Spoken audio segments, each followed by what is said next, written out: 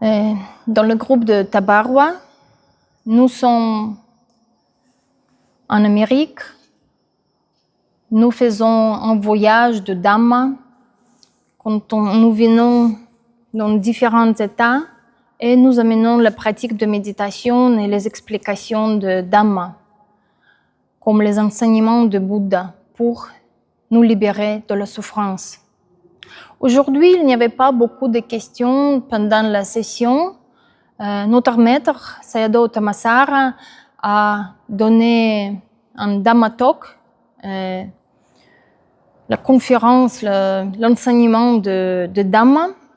Et après, il y avait quelques questions et moi, j'ai voulu aider avec une question, avec un sujet que mon maître pourra développer. J'ai demandé de lui de parler du sujet de la souffrance. En langue de Pali, la langue des suttas, d'où on apprend les histoires des enseignements de Bouddha, la souffrance est connue comme le mot de dukkha. Mais dans notre compréhension, normalement, le mot de dukkha est traduit comme la souffrance. Mais ce n'est pas seulement la souffrance, il y a des autres mots qui laissent comprendre la souffrance mieux, mais c'est uniquement notre propre expérience qui peut bien expliquer. Donc on peut dire aussi que dukkha est le manque de stabilité, le manque de contentement, insatisfaction.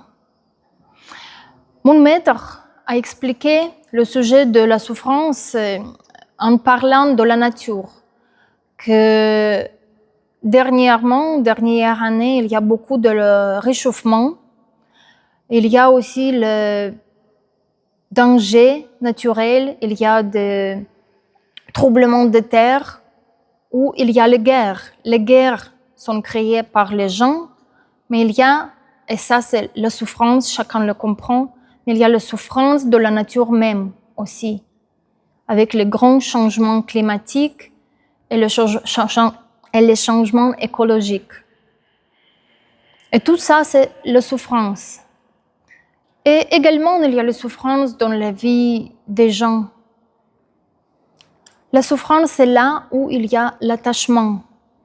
On s'attache et à cause de l'impermanence, on perd ce qu'on veut retenir.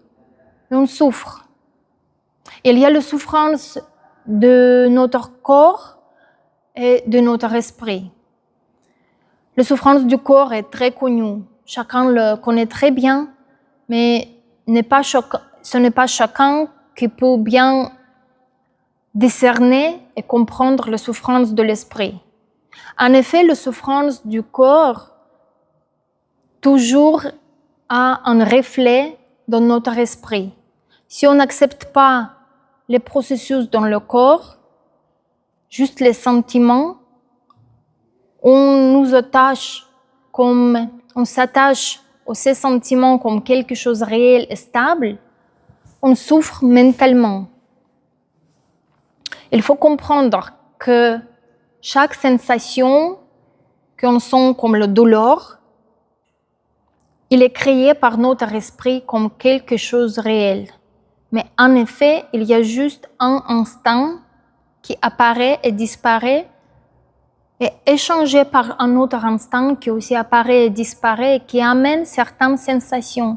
Les sensations, elles sont les sensations. Mais nous mettons un ticket en disant que ce n'est pas bon. J'aime pas cette sensation. Et là, on souffre mentalement. Sensation dans la langue de Pali, au nouveau, la langue d'apprentissage de Dhamma, l'enseignement de Bouddha. Et pourquoi je parle des enseignements de Bouddha? C'est parce que c'était lui qui a découvert la vérité de la souffrance et qu'il y a des causes de la souffrance et qu'il y a le chemin pour se libérer de la souffrance. Et il a indiqué ce chemin. Donc, chacun peut se libérer de la souffrance, mais on utilise les indices laissés pour nous par quelqu'un qui l'a découvert déjà tout au début. Et donc, Vedana, on dit en Pali Vedana, sensation. Et mon maître Sayadaw Tamasara, quand il parle de Dhamma, il parle de la pleine conscience avec le détachement. Il nous enseigne qu'il faut se détacher de chaque Vedana, de chaque souffrance plaisante ou chaque souffrance négative, pas plaisante, de chaque souffrance positive, plaisante, et de chaque souffrance qui est désagréable. Il faut se détacher. Donc, les pratiquants qui ne sont pas bien expérimentés peuvent poser la question, comment c'est la souffrance positive? Comment c'est la souffrance avec le plaisir? Ici, il faut comprendre qu'il n'y a rien qui est permanent. Et donc, s'il y a les sensations qui apparaissent et on met l'étiquette que ce n'est pas plaisant, je ne les veux pas, et ils ne sont pas permanents, ils disparaissent. Donc on dit que c'était la souffrance, mais la souffrance est disparue. Mais c'est un peu plus compliqué à discerner que les sensations qui nous rendent plaisir, ils sont aussi la souffrance. Pourquoi? Parce qu'ils disparaissent aussi. Et autant qu'ils ont rendu le plaisir, ils disparaissent et on souffre. On s'attache à continuer à voir ce plaisir, à continuer de voir ce qu'on aime, à continuer à rester en mode d'existence qui nous plaît. Mais tout est impermanent. Tout ce qui est désagréable disparaît, mais tout ce qui est agréable disparaît aussi. C'est comme ça qu'on définit, qu'on désigne le nom souffrance aussi aux Vedana, sensations qui sont plaisantes, qui sont agréables pour nous. Donc il faut se détacher de chaque sentiment, de chaque sensation, soit plaisant, soit désagréable. En plus, on parle de la souffrance quand on parle de l'expérience de notre vie. Souvent, les gens posent les questions à Sayadaw par rapport aux événements dans leur vie. Et par exemple, les parents des enfants qui sont partis déjà de la famille et qui sont devenus indépendants. Et les parents peuvent poser les questions à propos des études des enfants. Et dans ce cas, Sayadaw peut vérifier combien des années vous êtes séparés déjà de vos enfants. Mais au lieu de dire vous vous êtes séparés, il va dire combien d'années vous souffrez comme ça. Combien d'années vous souffrez votre travail comme ça. Plusieurs comprennent très bien le travail, c'est la souffrance parce qu'il faut y aller chaque jour, on est obligé, on ne peut pas être libre pour faire tout ce qu'on veut pour nous-mêmes. Qu'il y a les horaires pour rester là au bureau, où c'est dur physiquement. Le travail, c'est la souffrance. Mais il y a ceux qui aiment bien le travail, qui trouvent des bons collègues, qui trouvent la Qu'est-ce qu'il y a aujourd'hui avec les prononciations? C'est la souffrance. Certains trouvent la réalisation de soi à leur travail. Et donc, il y a de bons salaires, il y a le temps hors la famille. Les gens aiment le travail, mais quand même, Sayadaw posera la question à la même façon. Il dira, combien de temps vous souffrez comme ça? Parce qu'il faut bien comprendre que aussi les activités qu'on aime, elles sont aussi la souffrance. Pourquoi? Pour la même raison que tout est impermanent. Tout ce qu'on fait, on crée comme réel. mais on s'attache. On crée notre vie autour. Du tout, toute la vie, on prend comme réel. Moi, je suis dans ma vie. Ma vie est comme ci, ma vie ne doit pas être comme ça. On a beaucoup de concepts et on croit que la vie est réelle et que la vie est satisfactoire et que la vie vaut la peine. Mais il faut comprendre bien, il faut sortir de l'illusion qu'il n'y a rien qui est permanent, qui est bien existant. On ne peut pas trouver le contentement dans rien. On ne peut pas être sûr que nos plans vont se réaliser exactement comme on les planifie. Rien est permanent, rien est réel. Tout apparaît et disparaît et nos plans peuvent changer selon les conditionnements qui ne sont pas dans nos mains. On ne peut pas faire quelque chose pour les attacher, pour les concrétiser, pour fixer. Il n'y a rien qui peut donner certainté dans la vie. Tout change selon les conditions. Tout n'a pas de pouvoir pour rester et durer. Et c'est pour ça la vie même est la souffrance. Chaque expérience de la vie, c'est la souffrance, aussi parce qu'on croit que l'expérience est réelle, aussi parce qu'on le vit